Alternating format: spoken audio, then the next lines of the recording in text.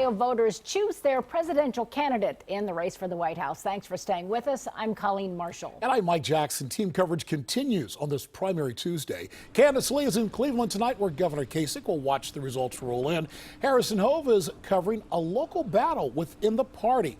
But first, we check in with Beth Del Ponte with a look at heavy voter turnout. Beth?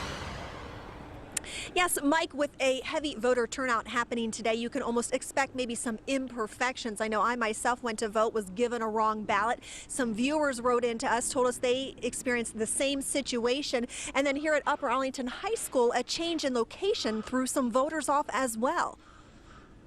For the last 10 years, voting was done near the Upper Arlington High School auditorium. This year, it was in the gym, causing a fair amount of confusion. I was out there directing people back there. We put up extra signage. The elderly and those who needed a wheelchair or had a stroller had to enter the school from a different way. Some people who weren't used to it, taking a little longer to get here. But I mean, we've had some of our senior citizens and stuff like that who, they've complained about the walk, understandably. While the lines here weren't too bad, voters in the Blacklick area at East Point Christian Church couldn't figure out why some lines in particular didn't seem to move at all. And it was wrapped around like the buildings. A poll worker says there just happened to be more people with names starting with the letters A through D. A lot of people, I was just happy that my last name fell in the T's so I could actually walk right in. And finally, we heard some complaints about privacy. Jeff Licko says some high school student volunteers at his polling location allegedly weren't trained properly. One of the students leaned over and was looking at the ballot. He claimed that he wasn't looking, and the other student spoke up and said, "Oh, we need to make sure it goes in the machine okay."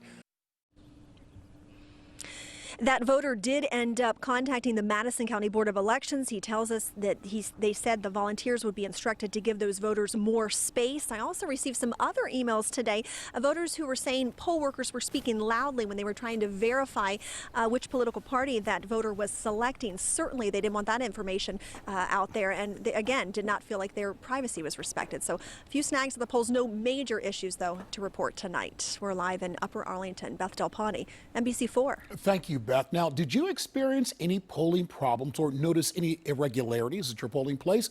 If so, we want to know about it. Go to NBC4i.com. Let us know. Just click on the headline that asks about polling place problems. Besides